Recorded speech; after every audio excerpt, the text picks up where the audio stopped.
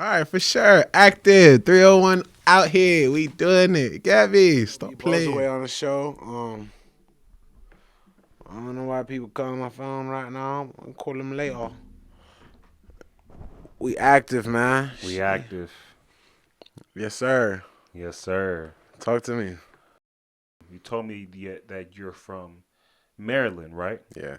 How was that? I mean, how was that lifestyle like? So I was born in Nigeria. I moved to Maryland. When I moved to Houston first, like 2003. From Houston, moved to Maryland in like 2000. If I'm not wrong, like 2008, 7, 8. Mm-hmm. But yeah, Maryland's cool. Like I feel like Maryland really made me like who I am today, how I dress, how I talk. Like, cause most people that know me from Texas, I don't really sound like I'm from Texas completely. You know when they say it's like you're too Texas you're too Texas for Maryland, too Maryland for Texas. Right, right. I'm like right there in that pocket. But yeah, man, everything's been cool. Then I moved to Dallas in 2013. 2013. Yeah, Sirski.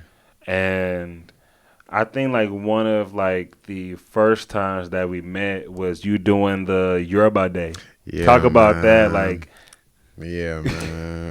man, we were doing Igbo Day. I was like Yoruba Day. What's Yeah. going on? I know that really set some stuff on fire too. And we so happened to do it on the same day. The thing is, it was on accident. Yeah, I was like you doing it on the same day. I was like, who is this nigga? Nah, for real. But no, we wanted all the smoke though. Nah, but that really just came from me seeing something happen, and I'm Yoruba, of course. Yeah. That's my tribe. I was like, yo, where's Yoruba Day? Like, what's going on? Like, what? Nobody's gonna put on? Nah. So I'm gonna do it, and we did it. And for the first one, it went really good. And I know if we would have kept on going, it would have done numbers. But Yeah. I realized that was just a phase in my life. Just a phase. That was a phase in my life for sure. So, you went to Sam Houston High School, Oh yes, Sirski. and that was like along the lines of like you tapping into your creative side around that year, or I'll let you tell the Yeah. story. So I feel like I tapped into my creative side really like originally through church, right? Because my mom was always the choir leader at damn near almost every church we went to, and it forced us to be in church. Man, everything happens in church. Man, we were in church Sunday, Wednesday, Friday, Saturday, repeat. Sheesh. And I feel like I really tuned into my creative ear to be able to hear music and be like and know what good music sounds like. You know what I mean? And then yeah, but then going to high school, you said high school is when I tapped into my visual creative bag. Like had a little. Shout out Mr. Washington at Sam Houston High School, man. You changed my life, dog. Shout out. Nah, but what was I about to say? Oh yeah, so I had my little camera. I had a little photography class as an elective, and I used to go to it to a point where like I really started to fall in love with it. Started to study it outside of school. I went to YouTube University too. YouTube University. Yeah, man, YouTube University. Hey. Shout out YouTube University. Shout out. Well, after school, I go home to YouTube University and kind of learn more. Cause you know how like in schools like they have a specific curriculum and you have to learn this thing at this time. And I haven't been diagnosed, but I think I have ADD. My ADD was not having that. My ADD was like, nah, you can learn it how you want it when you want to learn it. And then from there, like I failed the class. I failed the class because I was too busy going to shoot. I'll be late to class, or I'm not gonna lie, don't stay in school, kids. But I used to skip class to go do photo shoots, and yeah, man, that's kind of how everything started to tumble off. Man, right. Yeah. And did you go to college or not? No, so I went to TCC for a little bit, and then things just started aligning for me in a way that I felt like, yo, I'd rather not have the student loan to worry about. So let me go make this money. Let me go make my student loan. What were you trying to major in? Yo, you know what's crazy? I went through phases. So my first phase was a petroleum engineer. Really? Yeah, when I first went to school, I was in school for petroleum engineering. Who introduced you to that? So I have uncles that do petroleum engineer, but they didn't introduce. I just did my own research and realized it was really the bag. I was like, damn, they start at almost like 80, 90, 100K. Okay. Okay. But that was short lived. Very short lived. From there, we went to, I think my next one was business management. No, business administration. I switched to business. I liked it, but it was still early on where like you had classes that had to do with it, but you weren't just. It was still in the elective. And the first few, the first year, second year, how you don't really, yeah. Mm-hmm. And then I Yeah, realized, yeah. Like the first year, second year, you're taking your basics. exactly, that was my basics. And then I was just like, man, nah, I'm gonna switch. Then I switched to business marketing and management. And then in the middle of that, I was just like, yeah, nah. It's a no for me, dog. It's a no for me, for real.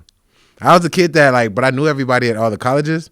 So I was a kid that like, before I really started growing in my brand, people used to be like, yo, they knew what they were doing, but they used to like, yo, what school you go to? Not knowing damn well I don't go to no school. And like, yeah, man, but I'm glad because everybody that's like that went to school and finished what they had to do, they're all trying to find their creative outlet now. You know what I mean? And that's good to see. So, like, what happened after that? You came back to Dallas, or I mean, you came back to Arlington, or Okay, so TCC is in Arlington. oh, okay. I didn't even know. I'm sorry. Yeah, I didn't even forget. Hey, It's a little. for some community reason, I was college. thinking about Tyler for some. I think I got that confused. Yeah, Yeah. talking about TJC. Yeah. Okay, I Yeah. got that mixed up. But I went to TCC in Arlington, in South Arlington. But yeah, we stayed in Arlington. Everything was going good, and I was just like, yo. And plus, a lot of things in life were going on too. Mm-hmm. So my brain was just like, you know what? Let me figure me out. Like, I don't care. I'm gonna forget about everybody. I'm gonna just zone into me and figure like, what do I want to be? How do I want to be that? And how am I gonna get there? Mm-hmm. And yeah, man, by God's grace, we figured it out. So, at this turning point, Yeah. you started dabbling into music producing, Yes, sir. right? Yeah. So, tell me the story of how you got started in that. I mean, music production, back in like 8th grade, 9th grade, I had like a little like, it was like a desktop computer my mom used to have in the house. I had FL Studios on there. I thought I was going to be a trap producer. I thought I was like, yo, I'm about to be a trap producer. I'm about to get all these hits. Then it was short lived. I was like, nah. Oh, you be the one spitting and. No, I was actually producing. Oh, okay. But I wasn't really that good. Before I thought I was that good, but I realized I'm not. Nah, it wasn't me. So I took a pause, picked up guitar, picked up all the instruments. But recently I got back into it, probably like 3-4 years ago. But I kind of know how to like really orchestrate and produce a record. You know what I mean? Mm-hmm. And kind of take all this. Thank God that we learned growing up. I learned how to play every instrument, damn near. So now we're able to actually be in the studio and create. Yeah. So, so this was I guess still before Agency 301. You had an artist up to that point, right? So Yeah. talk to me about like getting your first artist and working with that and like the challenges, just like you know, and like the pros, what you learned from it. So my first artist, I wouldn't even say there were too many challenges because it didn't last too long. Not because of somebody wasn't doing their job, but just some legal situation with life. You know, life happens. But yeah, like it was cool. It was cool. It gave me a chance to be able to like do something for somebody and show them like, yo, like this is what happened after we did this. Yo, imagine if we keep on doing it. You know what I mean? But from there, like, yo, where do I even get started? First artist, it wasn't really too much, but second artist, Hey, oh my gosh, I learned people. Learning, the most important thing in anything you do is learning people and learning what they want and how they feel, and learning that everybody wants to feel needed, and whether they believe it or not, whether they say it, I don't need them. Everybody wants to feel appreciated. Learning people skills in general, like getting better at dealing with different types of personalities, and like everybody isn't raised the same way you are, and you have to realize that, yo, you can't just sit there and complain about it all day. You kind of have to just like shift. All right, pivot. Let's figure out how we're gonna do it with. Yeah, man. I think that was the biggest lesson I learned managing artists.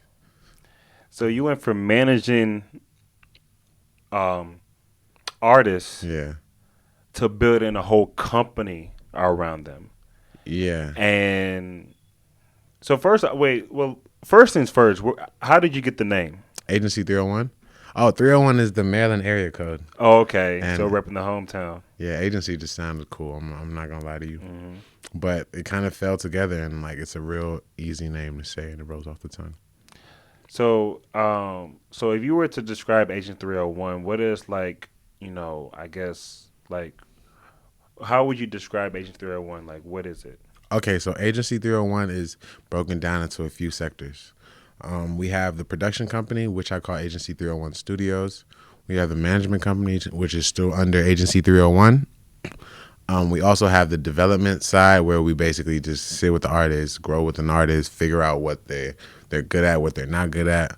But then honestly, then we also have our publishing, where we release their music. Of course, we get everybody paid from the publishing. There's But I feel like the most key, like the key part of Agency 301 is the actual distribution of and the marketing. We're like a marketing company. The Agency 301 studios. Yeah. Exactly, the marketing. And I feel like that's what made us stick out at first. Like, because when we started dropping things with our artists or dropping videos with them, people saw like the difference. Like a lot of artists in the area weren't really creating like visuals like that. You know what I mean? Unless they had some type of budget behind them. And we were very good at making no budget look like a budget. So, yeah, man. So when you started building this thing, you Yeah. were like what age? I was, sheesh, I believe this was like 4 years ago, maybe. So I'll say I was, you about to make me tell on myself. I'm going to tell you, I don't care. I was about 18 years old. Oh. No, so it was 5 years ago. I was about 18 years old. And like at the beginning, was there ever like a time to where that like you was hesitant about doing this, making this decision, or Hell no. That's the thing. That was one of my weaknesses, quote unquote, but it's actually a strength. I've always been the person to just do it and figure it out while I'm doing it. And like, yeah, so I literally didn't hesitate to nothing. I was just like, oh, I want to do this. Oh, I got the name. Oh, at first all I had was a logo, the original logo that I made on Photoshop, and I had the name. And I was like, all right, cool. Let's do it. I didn't even know how to run a label. I didn't know what it comes with. I didn't know none of that. But I learned all of it as I was going. Yeah. so going into it, right? Yeah. So like now, like you finally take on the challenge of doing this thing. Yeah. You know what I'm saying? Starting from the bottom, just start from, and along the way, like who you say that like you was able to like reach out to and like to I guess like as far as like Mentor? yes. Yeah. Honestly, I feel like funny enough, most of my mentors have came off of interest with an artist that I have. For instance, or before them, shout out Dami Dimension, man. Dami changed my life. Shout out. He played a big part in my like production style, my just learning people. But he just always been there, real stand up guy.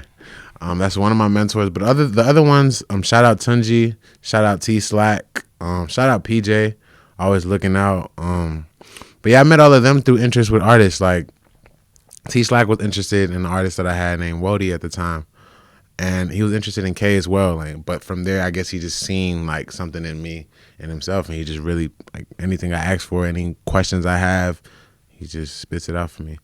Yeah. But if y'all don't know him, holla back T Slack. You know what I'm saying? I go eat Tasty's chicken. He had his chicken spot. He got all of that. T Slack used to be Drake's manager.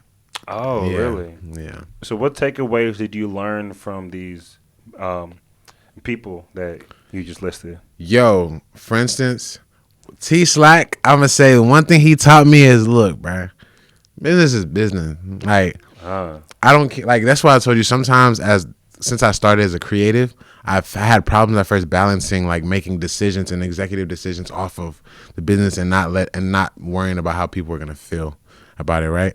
And at first I was like, it goes hand in hand. But he taught me like, bro, if something is making sense and you're adding it up and you're saying this is what we have to do, just do it.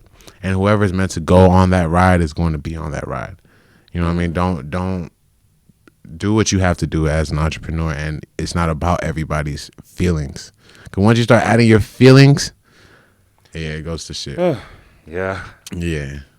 So like, there comes a time to where that a mentor can only do so much, right? Yeah. At some point, you just gotta take the training wheels off and really just go on your own and, explore. Yeah. So like, what were like the different trial and error that you have to face as a new executive running Agency 301? Okay. I feel like one of it is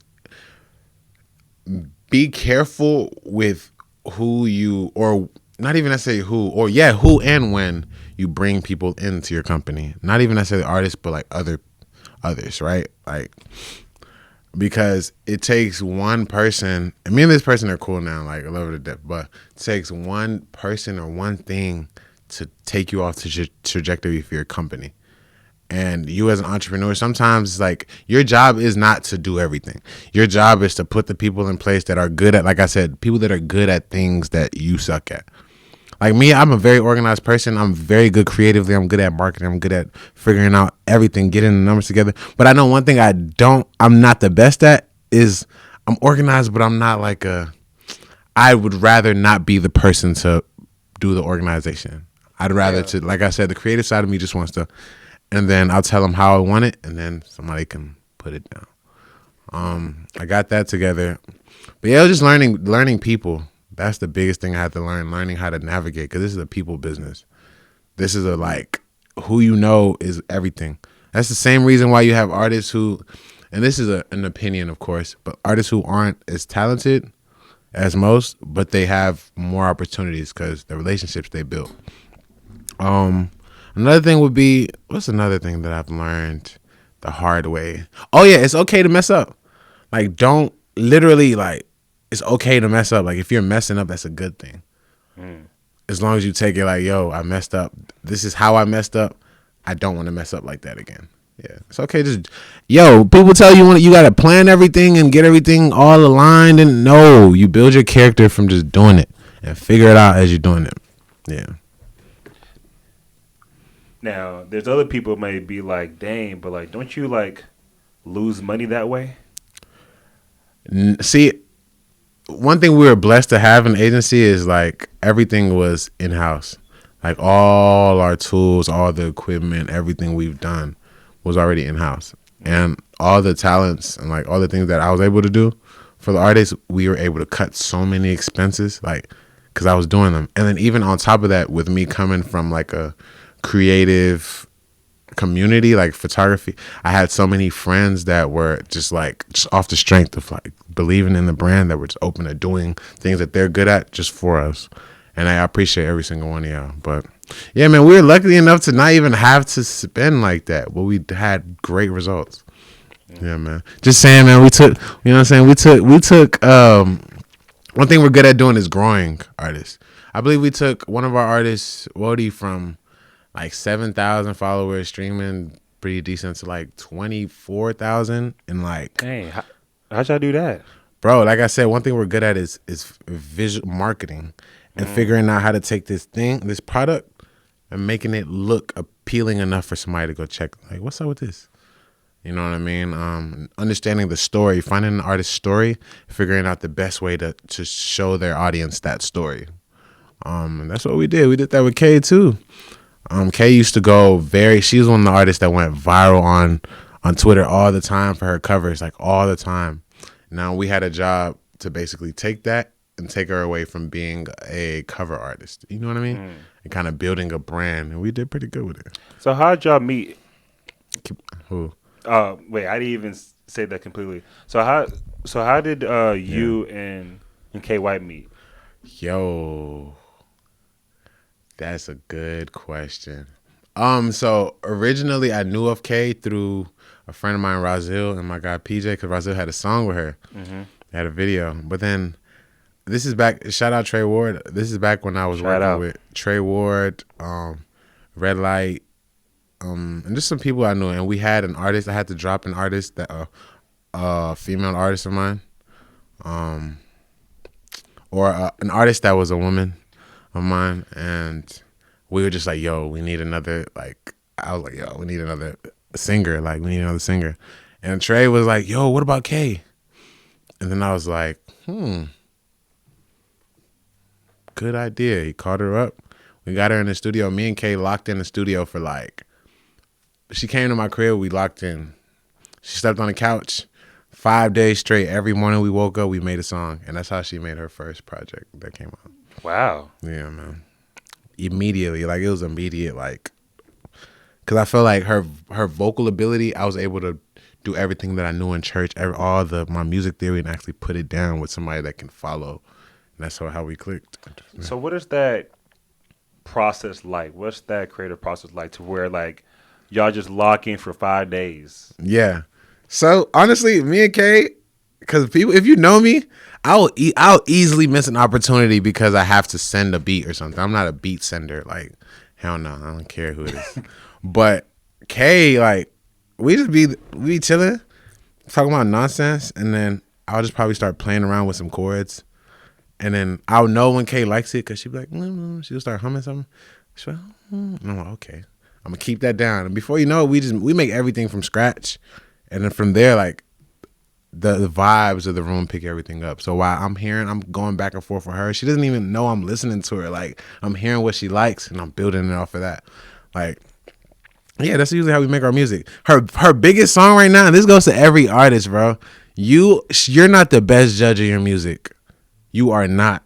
You are not. You can never judge your music how it is because you made the song. You were there, sitting there, going through, hearing it all over again, trying to redo takes. You can't hear it with fresh ears anymore. So sometimes the songs that you hate may be the biggest ones. But Kay, when we were making 11:30 interlude, like, she was like, halfway through it, she was like, let's just start a different song. Like, I was like, Kay, no, bro, we're gonna finish this joint. She hated me for like a few days, but after she listened to it again, she called me. She was like, no, I love this song.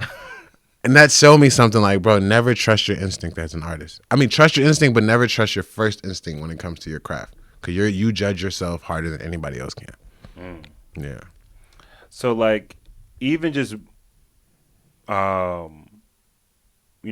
we can't talk about like the good things, but not talk about like the challenges and like the pitfalls, right? Yeah. So like, you was telling me a story of how while you was running this, what you're just telling me just now, Yeah. you was sleeping inside your car. You was living Yeah. inside your car, Yeah. and nobody was knowing. Not Kay, Yeah. not the artist, not the assistant that was involved. Nobody knew. Yeah, man. So, I picked up my artist. I don't even like calling them my artists because they're artists, just artists. Life got pretty random, like, and that's where understanding that my business life and my personal life, like, they were separate. Life got pretty crazy where I was in my car for like almost 2 months. Nobody knew. When I say nobody knew, like, cause I'm not the type of person, I don't like to put my burdens on other people. You know what I mean? Regardless if you're my friend or not, like, I'd rather not. So I was in the car and something similar happened to one of my artists got also kicked out. Yeah. Okay, go ahead. You want me to run it back? Or Yeah, just run it back. Wait. okay, but nah, yeah, man, we was in the whip. We was in the car almost for 2 months. I remember specifically it was like a month and 3 weeks. Nobody knew. I had an artist that they had a specific life situation too, and I made sure they had somewhere to stay and make sure that I figured all of that out for them. But like I said, in the midst of all of this, I'm still battling my situation. But on top of that, this is where being an executive or a manager or wherever you decide to do, it's a very selfless job. Because in the midst of me like going through my struggle that they didn't know about, Yeah. I was still like having to deal with like artists, there is emotions, certain attitudes at certain times. You have to learn how to kind of work around it and like, And it just taught me like, yo, it's not about me. Everything that I want for myself in this specific like realm, it's not about me. It's not. Like Scooter Braun said something. He was like, with him and Ariana Grande, he was like, after a while, I couldn't blame her for not appreciating me how I felt like I should be appreciated because my job is literally to keep certain things away from her so she can think and focus on what she wants to her art. You know what I mean? So how can they really appreciate you for everything you do if they don't know what the hell you do? Everything you do. You know what I mean? But yeah, man, we do a lot. And yeah, you're gonna feel unappreciated a lot. But that's the job. And I feel like over the years or over time, you're gonna start realizing there's gonna be a synergy that builds between you and whichever artist it is. Where y'all been through thick and thin, and it's stuck. It's stuck. So artists that have either dropped, uh, they signed or re-signed. Yeah. How like how do you go about when you've put in so much time into an artist Mhm. to a point where that artist just walks away? It's kind of like you poured all that into that person, Mhm. and it's like, like I, you know what I mean? Yeah. It's like no ROI, no return on Yeah, no, investment. or so I guess talk about that. Like, how do you deal with that as a producer? Because you're spending hours, with this person, and top of Mhm. it as an executive trying to push this. Mm. At first in my company, I had knowledge about it, but I didn't really push contracts in front of my artists' eyes yet. Cause at first I was feeling like yo, I don't want to put that on them yet. And like I said, I got burnt. I got burnt a few times.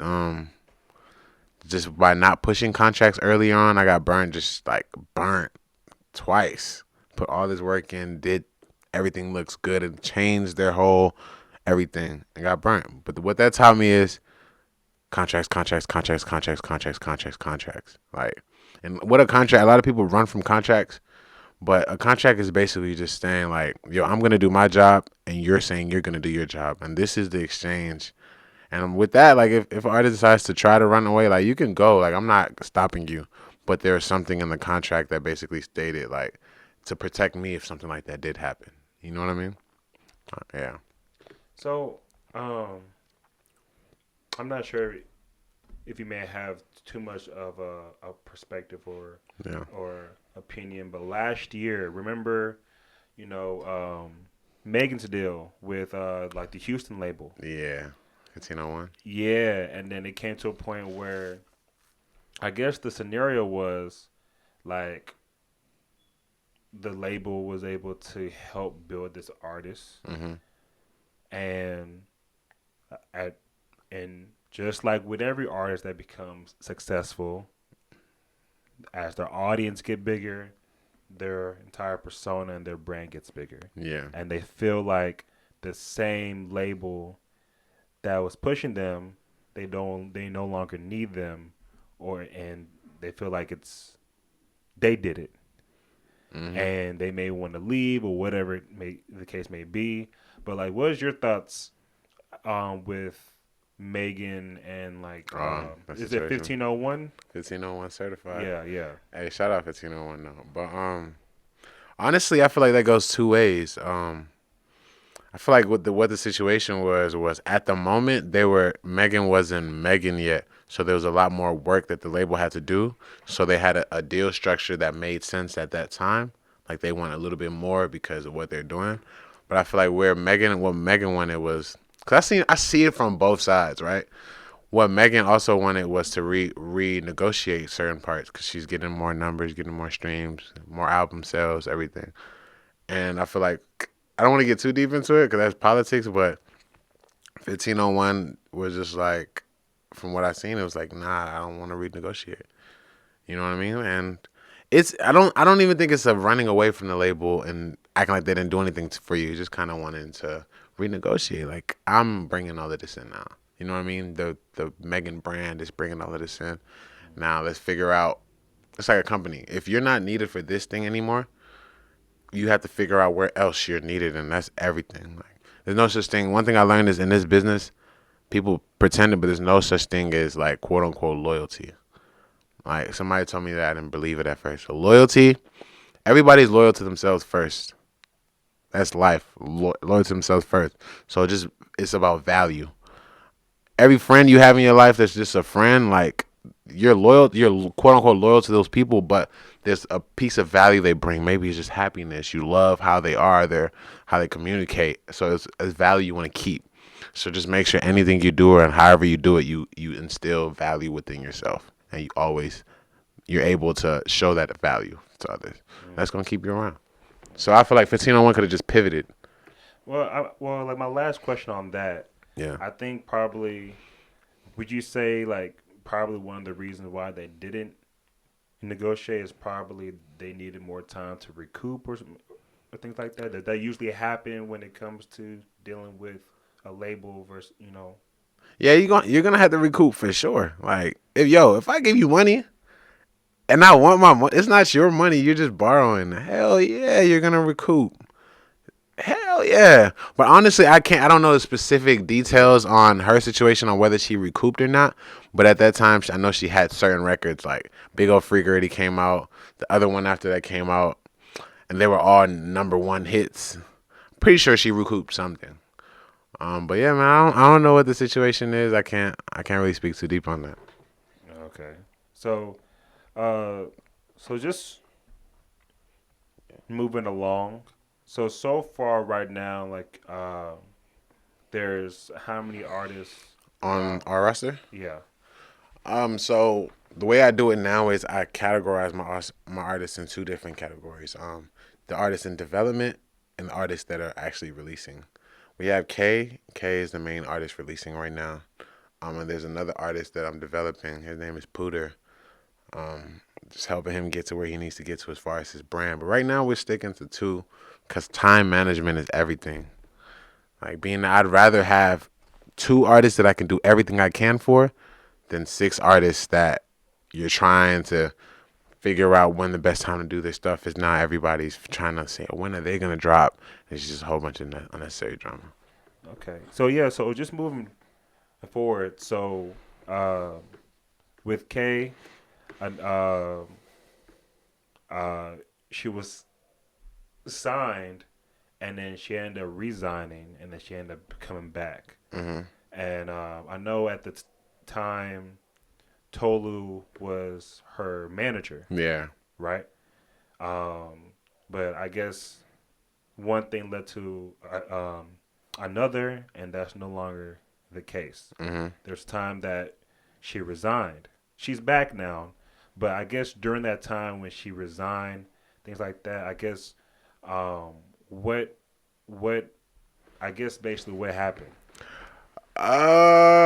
Shout out K and shout out Tolu, man. Love them to Yeah. death. We still close right now. Shout out, shout out. Um, but I'll say it goes back to what I was saying about earlier when I was saying bringing certain people in at the wrong time. It's the right people, but you brought them in at the wrong time. And I also say for me too, I was in a point where like I was also building as a CEO. I was building my own character as CEO, and I feel like so. I introduced K to Tolu. I realized, like I told you, Tolu is a super a Yeah, super duper organized she's person. real cold. She's cold. Shout out to Tolu. For She's real real, cold. shout out Tolu. But she's a real organized person. So I realized, like, yo, I can do that, but I'd rather have somebody that's really good at that to keep doing that. So we introduced them. We put in a manager position. And then, actually, for a while, it wasn't necessarily a manager position just yet. It was just she was assisting with everything we had going on. And then it got to a point where, like, just take this management role. And I feel like every female artist, not everyone, but specific ones that have specific personalities need a female manager they can relate to. You know what I mean? But yeah, just to not to go too deep into it, it was really just a situation of like going back to what we were saying. They don't know what you do for them all the time. And like I had long nights of like, because keep in mind I produce all the music. Most times I shoot the videos. I mix the music. Shout out Sonic Major. If Sonic doesn't mix it, so it was just like in my head, I'm like, yo, I'm doing all these things, and like I didn't really feel like the energy was being reciprocated. But it was a whole bunch of other stuff, a whole bunch of other details that came into it. But yeah, fast forward, um, how do I say this?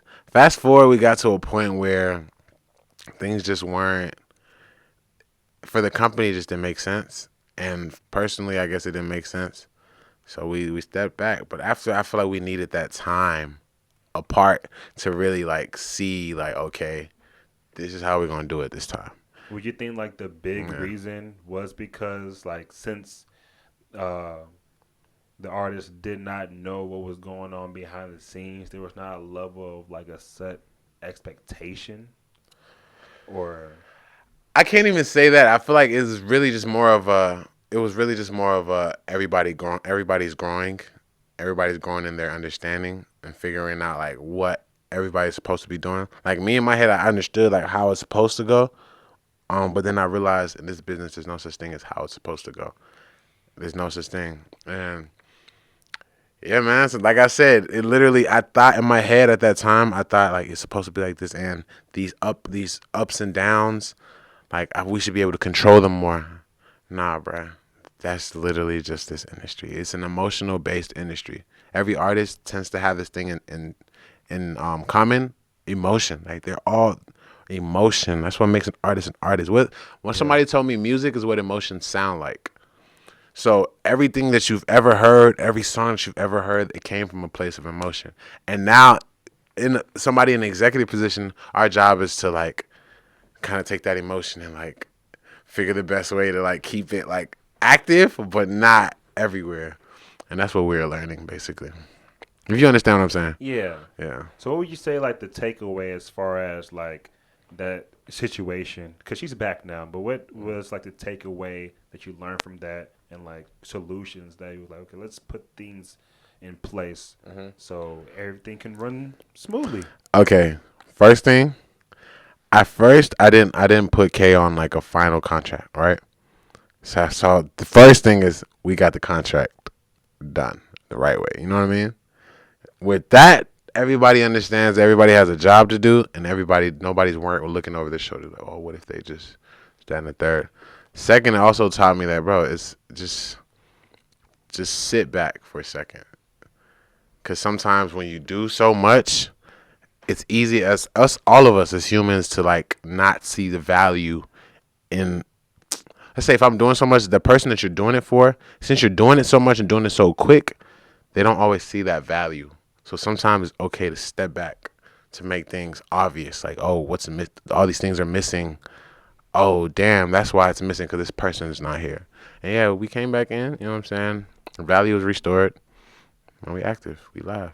Hey, man, we got a project coming out. You know what I'm saying? K's new project coming out is about to be crazy. We active. So you decided to go to LA. Yeah, man. You packed your bags, took your legs, and then you head to LA. Yeah, Sersky. And so I guess the real question is why? Why? Honestly, I was going back and forth from Dallas to LA for a while, just working with certain people I knew out there. And then a specific opportunity arose itself. I can't really speak on it just yet. But yeah, man, just wanted to go solidify relationships, like genuine relationships I built online over time, like that were all genuine, but yet also beneficial. I was like, man, let me go to LA and be there. Let me go there and really plant, like water these seeds that I planted. You know what I mean? And it was honestly the best decision of my life. And I love Dallas. Don't get me wrong. The goal is to bring back infrastructure to Dallas, but sometimes you have to leave to bring something back. You know what I mean? Of course. Yeah. So I'm glad that you touched on relationships and things like that. Mm-hmm. So we was talking about the story about that one time where I was on your story, and then you was basically talking about like what is a proper way and not proper way to network and Yeah. try to do business. Yeah. And some people may try to approach it as like, oh, like I'm trying to come off as a friend, but it's like, bro, it's like if you just want to do business, Yeah. just say that. Yeah, for sure. So like, yeah. So like, I want to give you that space right now to just to expand on that. Like what, like to expand on that. Yeah. Okay. That's actually pretty simple. I feel like a lot of people, like newer kids coming into the music business that want to grow and they come in with a mindset of, okay, this is this thing I want. I want this from somebody, and I feel like the best way for me to get this thing is just to know them, be close to them. That's all cool. It's cool and everything until it gets to a point where value, like I said, value, like everything's exchange of value. Every relationship you have, friends, family, value. And yo, it's okay to just be like, yo, this is what I'm good at. This is how I can benefit you. Hey, I really fuck with you. This is how you could benefit me. Okay, let's do this. Then I can respect you and be like, yo, like, and we may build a relationship from that because I respect the fact that you just told me straight up. Right. But a lot of people think they have to like for instance, one red flag I've noticed in LA is if you just met somebody 30 minutes ago and they calling you family, and I know there's bro, that's where I'm from. Like for instance, when in Maryland we don't say bro. At the time we didn't say bro a lot. So when I Y'all came, say, bruh, we say like bruh, like yo, bruh, like what Yeah. you saying, bruh, like. But in Texas, I'm gonna go back to the Cali story. But in Texas, people say bro a lot. So when I first moved, it was like, am I your bro? I might have bro exactly. I'm like, yo, cool I'm it. not your bro. Yeah, but it's different. Like Texas is like that, but I feel like in LA is just like if you think about it, everybody's there for a reason. Unless you just lived or you're born and raised in LA, everybody's there for a specific reason that has to do with a specific thing that they need to get done. So it's just knowing how to navigate around that. And I feel like if you're a genuine person and you're just people see you're a genuine person, you attract the genuine people around you. Yeah. Of course. Yeah, because I think like, and some people may not mean harm. Yeah. They just may not just know how to Yeah. approach, or they may be scared of like rejection. Like there's so many Yeah. things. Let me actually tell you the best way to network, and I'm just gonna make this is a gem. Super duper gem. Yo, hey, what are you working on? If I know I want to network with you, I'm gonna say, yo, I've been seeing why I really admire your work, this, that, and the third. What are you working on right now? Oh yeah, I'm doing this right now. We're Yeah. trying to get this done. How can I help? Like, where is there anywhere that you're Yeah, I'm doing this podcast right now. yeah. And they're like, yo. Exactly. Yeah, I'm Yeah. doing. He says I'm doing this podcast right now, and like, yo, everything's going good, but we really need another hand on camera. We need another this that, but we'll figure it out. And you're the one to be like, yo, whenever you need me, let me know. I'm there. Yeah. I'm there. And the thing is, it's not even a situation of doing that to get something out of somebody. It's doing that out of like your genuine interest and your genuine belief in the thing they're doing to help them get to another level. Naturally, humans are gonna feel indebted to you. Naturally, they're gonna feel like, oh, he did. You know what?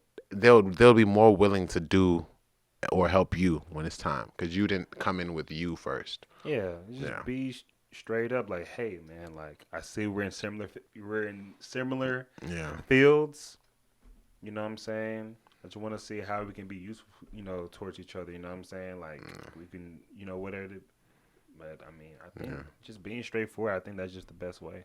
Yeah, and I like how you said similar fields because I feel like if you guys are in the exact same field, it's really 9 times out of 10 like Yeah. what do you need each other for? Yeah. Yeah. But So like, I actually want to get down to like, man, like what is like your pet peeves, man? Like what's something that like you just really dislike? You know what I'm saying? I want you to like, I want to give you the floor right now and really just like to talk your shit, bro. in Like, general, yeah, in general, like give you the floor just to talk your shit, man. I hate people. Oh, and it doesn't have to do with music. It doesn't have to do with music. Pet peeves, one, people who gaslight people. Do things, pretend like they didn't do it, and pretend like, oh, that person that they did it to is tripping. Pet peeve. Like that's starting to become more and more prevalent nowadays. And I feel like it's coming from a place of people being not knowing who to trust, right? it's trust is a thing that's starting to go out the window more and more every day. And I feel like when people are in defense mode and not know who to trust, they do and say what they have to say to get what they have to get. And how you feel about it is not the most important thing. What else? Another pet peeve would be, honestly, what's another pet peeve I have? I would have to say another pet peeve would be loud people. Like, I'm loud sometimes, but people that are just unnecessarily like, how do I explain it? Because everybody's gonna be themselves. I don't want anybody to change themselves, but there's a way. Yeah. Yeah, Read the room a little bit. read the room. Read- Exactly. Read the room, man. Another one, a studio pet peeve of mine is when there's too many heads in the studio and everybody's trying to add their idea, and it gets to a point where so many people want to add their idea that nothing ends up getting done. Super pet peeve. I don't think I have too many pet peeves though. I think those are my mains. Yeah. So like, as we're wrapping up, man, a young guy that's coming into the industry today that is wanting to become a producer Yeah. and an entrepreneur, a label owner, what would you say your advice would be for somebody that's wanting to come into the business today? I'd say if you want to do it, even if you don't know how to do it, just do it. And what that means to whatever that means to you. I know you said I know you said, Hey, yo. everybody says that. But look, I'll go a little deeper into it, right? Yeah. Just do it and figure it out on the way. Like if you tell yourself, yo, you know what? Being a label owner looks cool and I want to learn how to do that. Research. YouTube University, how to start a record label. And I feel like all of those things aren't meant to necessarily show you the full path of where you're gonna go to, but they're meant to give you the basics. And your creativity is where you find the identity of that brand. You know what I mean? So yeah, bro, just learn the basics. Like it's the same. Everything's hard until you learn how to do it. Until you learn, literally, like when you were a baby, walking was hard. Now you walk every day. You don't even think about it. You know what I mean? Like so, just take that mindset and take it to anything you want to learn or do. And I've noticed there's labels to where that they start their own record label, and then they do a distribution deal with a major. Yeah. Would you say like those type of deals would make sense for agency 301 or? Most definitely, it depends on the artist, right? So when we sign our artists, we most of them we sign a production deal, right? Production and management. Yes. Production deal. Our job is to take you from point A to point J. Not to Z yet. Our job is to take you from point A to point J, and from point J, we solidify a situation like a distribution deal. Distribution deal is basically like, of course, getting on Apple and everything, as you can do, but a lot of them add like maybe a marketing budget. They'll give you like $20K up front to market it. There's a lot of them will add like playlist placements, things of that sort. But yeah, distribution is something that we're actually looking into right now for one of our artists. Get them. Shout out Empire. Shout out. I think like, as far as because we're seeing that, like the independent artist way and things like that and do it yourself. But, there is some value of like being with a record label if you have a fair deal. And as a record label owner, there is some pros of sound distribution deal. I feel like, I feel like as a, like, and we're just talking about the majors now. We're not even talking about the independent labels. I feel like as a major, I feel like at this point, they're pretty much like a bank at this point to where that they, and I feel like the value they have is the marketing budget, like cutting through the clutter. You hit it on the head. All record labels right now are just banks. And depending though, like if you don't have, they're banks if you're an artist that kind of has some of your stuff together, like you already have a team. And that's why most labels don't even like signing artists without teams. because it makes it way harder on them. They have to spend a lot more money. So yeah, like it's really a bank. They just gave you this money. They say they want this amount back within this amount of time. If you don't do it, if you don't give it back, like all right, cool, you're not dropping music. So And like what I didn't know that you told me about is like it's interesting how like when artists are doing like they're assigned to the majors or whatever or like a distribution deal and they go on these radio stations, we forget that like I didn't know this that like majority of these radio stations are owned by these majors. Yeah, the majors own equity in a lot of radio stations. That's why when I talk to my homies at the station, I'm like, yo, I'm trying to get this played. First thing they tell me, oh, let me talk to the label. Because you have to understand the labels own equity in the radio stations. That's why certain artists always play. They put them on rotation. Yeah, you hear the same to a point where like you may not even like the song, but Yeah. because you're hearing it over and over, is I don't know. It's like I don't know what to call it. Exactly, and it's the same thing with labels. Labels are companies. Like labels are probably the least. And shout out to the other independent labels that are more creative, but labels are probably the least creative thing in the music business. They are literally numbers. Like, yo, we see this doing this thing. We can do this to add this to get this number back. We need ROI. We need this percentage by this time. That's how they're thinking. Or they're thinking like, oh, how do we monopolize this industry? Okay, boom. Radio stations they're going crazy. Okay, let's buy shares in all of these radio stations so we can make the rules. We can get our artists on this thing. You know what I mean? Yeah. Say, Doesn't that kind of like go on the thin ice of payola a little bit? yeah. What you know about payola? Hey, I be doing my Googles. Look at you. Yeah. You know what I'm saying? But yeah, exactly. But honestly, just in general, this is a business like I told you of value. And whether it's a company, whether it's Spotify, like even Spotify really, and shout out to Spotify. I love Spotify. I use Spotify. I'm not an Apple Music user. But Spotify, the labels owns most of Spotify too. That makes sense.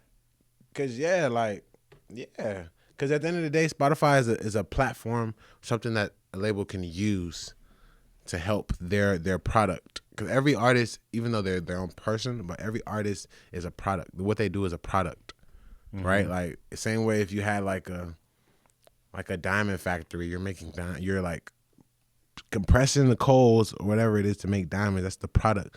Now the value of that product depends on how you market it. Like for instance, fun fact: diamonds aren't really as valuable as we think they are. Diamonds only became quote unquote valuable. They're cheap. They only became valuable because I forgot what 19 something they made an ad campaign or 18 something made an ad campaign saying if you're getting married and you don't give your wife a diamond ring, you're not getting married. Yeah. And then that's what brought the value up of diamonds. That's why jewelers are eating. Jewelers don't pay that much for diamonds. Diamonds are cheap. Really? What? But it's just like I said, it's about how you package that product. Yeah. True. Man. Oh, go ahead. Oh no, I was about to let you talk. So like, man. So like, I guess overall, man. Hopefully, I'm not forgetting anything. But I can probably pause this too. And Actually, I gotta say something. what's To What's all the artists out there trying to go crazy, jam time. All you need, I'm telling you, all you need is consistency, quality, repeat. Consistency, quality, repeat. Because you know what's gonna set you apart is a lot of the people that you know that make quality work, they're usually not consistent with it. And a lot of people that you know that make consistent work, the quality is not up to par all the time. So if you notice, the people that end up doing what they want to do or being where they want to be is they found the balance between the two, and it worked out. Yeah, another thing is when you're releasing your music, I just want to drop some gems. This is the time to drop the gems, man. Okay, cool. When you're releasing your music, make sure you sign up for every publishing whatever. Sign up for your PRO, whether it's ASCAP, BMI. You know what I'm saying? If you somewhere else, CSAC, I guess. Okay. But Okay. Do's and don'ts. sign up for so many people get their money from DistroKid and they maybe get BMI, but they don't understand you have money sitting in Sound Exchange. Sound Exchange. Sign up for Song Trust. Hey man, shout out BMI, man. I love y'all people at BMI. Just sign up for everything to make sure you get your coins because you don't have to be the biggest artist in the world to make a living off of music, like at all. So yeah, man, just a little something small. Oh, another thing is when you're releasing your music, if you want to get on playlists or whatever you call them, try to release your music as early as possible. Don't release it two weeks before the release date. Release like a month and a half before. Figure out what a rollout is if you don't already know. Like, figure out how you're gonna roll your music out. Cause, bruh, I'm not gonna lie, I can't tell you how many times I scrolled and just like heard a second of a song I didn't even give it a chance because the way it was rolled out wasn't like, you know what I mean. It could have been a good song, but I may never know. You know what I mean? Yeah. Use Genius. Make sure you put all your songs, your lyrics on Genius. Shout out, what's it called? It's on the tip of my tongue. No. Okay, I got it. It's on the tip of my tongue. Describe it. Okay. You know, on Spotify, when somebody doesn't pay for the subscription, and it's like you have all like the commercials like, hey, this is Chainsmokers. Go listen to our new album. Yeah. Website, I'm going to plug. Hey. To where that you can get paid from the ads or something? No, so where you can do that, first get your music on the ads, and then you still get paid from show.co, SHOW.CO. So you can be the one saying, hey, it's so-and-so. Go listen to my debut single. Oh. Exactly. And you can record it and you can put it on there and they'll keep it spinning on Spotify. What else can you do? There's something I'm missing. I feel like if you want a Vivo account, go to not video. Ditto, ditto.co or .com, one of those two. Make an account, costs you $100 a year. You can drop as many videos as you want. You have a Vivo account, you look official. Boom. And what is COVID is starting to clear up because everybody's taking the vaccine, things like that. Yeah. What is like the future for Agency 301's touring and shows?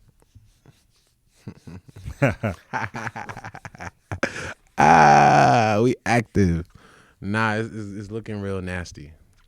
It's looking really, really nasty. We were supposed to have some shows at South by and some other things before Corona happened, but like I was saying, I'm not gonna lie. This pandemic was the best thing that ever happened in my life. Why is that, bro? Oh my gosh, I was able to tie in relationships that I was having trouble tying in before. Everybody was in the house, so everybody was available. Oh yeah, not too many people are like super busy. Exactly. So less distractions, so you can. Exactly. On top of that I was able to see everybody's weaknesses and understand and help me go work with my weaknesses. Even companies see that, if this, that, and the third isn't there, certain people can't do the thing they were doing before. And now it helped me learn, like, all right, so that means if I'm the guy that can do it during this time where nobody can do it, is value. Goes back to what I was saying. Value. Corona, also the most money I've ever seen in my life, like legally, came from no, for real. The pandemic boys watching. But legally, like, yes. But what I'll say is, like, opportunities start to show themselves more. I had the opportunity to meet people that now, once COVID kind of slows down, we can get Kay, we can get Pooter on the shows. I don't want to speak on the names yet. Yeah. I don't want to say too much. I'm trying not to, but just know we active by the end of the year. Running Agency 301, you've been running it for a while now. So, like, do you run it part-time or full-time? Nah, man, it's my life. For real? Deadass. I think I haven't had a job since, like, 2017. I worked at Guitar Center last. For real? Hell yeah. Worked at Guitar Center, and since then, the music has been paying all the bills, like everything. So, wow. Yeah. So it's just like, I guess we can have that conversation as just like, man, running, so as a full-time entrepreneur, Mm-hmm. like I guess what are some tips of like just I guess money management, Mm-hmm. making sure that you're just be able to maintain that, because you've been maintaining that now for about 4 years. It's Mm-hmm. been 4 years. So like, I mean, I guess what is your gems on that? So I feel like there's a balance between income and maintenance and like maintaining the money and managing the money. Like figuring out how much the money you make in your company is not just your money. You pay yourself from your company. So in that case, let's say for instance we got $10,000 from a sync placement, and most people would think, oh, I got 10 bands. Like yes, I did it alone, but I got 10 bands. Now you really have maybe $2,000 personally. You put that 80% back into the company, and you understand what taxes you have to file. Because as a company, you can deduct a lot of stuff off your taxes. Get all of that done, situated. Figure out consistent clientele that outside of signing artists, we have the marketing company, for instance, or we have the production company, where artists or a clientele that's not signed to the agency can still receive the services. And I like how you're able to offset, like, even like the bottom line. You know what I'm saying? Like you have the service while you're having the projects. Because if you just rely on just the projects, and that's probably why you added that division, because you needed that cash flow in order for you to bring in that money to reinvest into the projects. Yes, but it was really the reason why. But no, Well, what's the reason why because at that first you added that division? originally I was actually a video, like how I told you I started as a photographer as my first business venture. It turned into videography. It turned into cinematography. So outside of before I even started the agency, people were already like hitting me for like pictures, videos, graphic design. So I already had that clientele coming. And then when I started the agency and I realized I was doing all this for the artists, and I was literally doing all of those things I was doing for other people for my artists now, I was like, why don't I just put this all under one umbrella? So now you're hitting up Agency 301 for everything, but you're hitting up a different section. You're not hitting up Israel no more. So now I can have my assistant, still looking for a new assistant, but I can have my assistant just say like, hey, how you doing? Agency 301, who are you? What are you looking for? Hey, we're looking for this, and then they send them off to that division. So like the goal is in a few years to have the company office all glass, and you walk through the hallway, you go to a specific, if you're coming for something specific, you go to that specific area. And then we have like the little studio with the private studio with the door. Yeah. Do you ever get like impatient, like, damn, I want this today? Not really. You've been starting, like, you've been learning, you've been loving the process. I love the character that the process builds as and has been building. Like I feel like I value my personal character development than the goals, if that makes sense. Because I feel like as my character develops, everything that I stand for develops. I don't really value the goals like that. The goals happen with valuing the character development. Example would be if I want something to happen right now, I know, I need this to happen. You may feel like you're ready, but what I don't want to happen is it happens. And personally, I wasn't developed enough to handle it like I thought I would, and I lose that thing that may never happen again. Yeah. You see what I'm saying? So I just look into like, I'll go through the pale fire, but at the end of the day, I know I'll come out with character. I'll come out with this thing that people that are reaching their goals don't have. And it'll help me get to my goals faster, if that makes sense.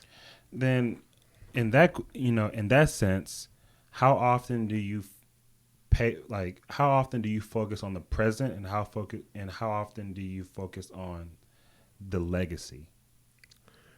Okay, that's a really good question. I focus on all of them at the same time, but it's like I don't look at it that way. The legacy is in the present and the future. What you're doing now, like everything you do now, is literally like just the seed of what you're gonna do in the future. So all I make sure is what I'm doing now is up to par, and I'm doing it right. Brother, legacy comes after that. You know what I mean? Figuring out like what what I want this company to be known for. What is Agency 301? Nah, bro. I call myself an artist helper. That's all I call it. We're like a lifeboat. Artists with so much talent, but the resources they need to grow that talent isn't around them. We're the hey, come here, and we turn them up. Yeah, that's what we do. So, we're getting close to the summertime. Oh yeah. You know, I guess what are like some updates from Agency 301? Yes. What are some updates you got for us that you want us to know about? Okay, so damn, should I do this drop on this podcast? Drop it. All right. Damn. So we're dropping a project. Kay's dropping her project. It's gonna be a crazy project. We have some features on there. I can't speak about it. But we're dropping a single. Her biggest song, 11:30. We're dropping the remix to it with one of those features that I spoke about. And we're looking at dropping it. I'm not even gonna put it. I'm not gonna put a date on it, but it's very soon. Very soon. 3 months, is it over under? 3 months over under. Yeah. Is it under 3 months or over 3 months? It's somewhere in 3 months. That's what I'm gonna This say. guy. It's somewhere in 3 months, but it's gonna be well worth the wait though. Okay. Well worth the wait. And where can we find you all on social media and your personal social media handles? Kay, her Instagram is KWhite, KAYWHT. The agency 301, AGENCY 301. And this guy right here, Arts of Israel, ARTSOFISRAEL. Yeah, man, we active.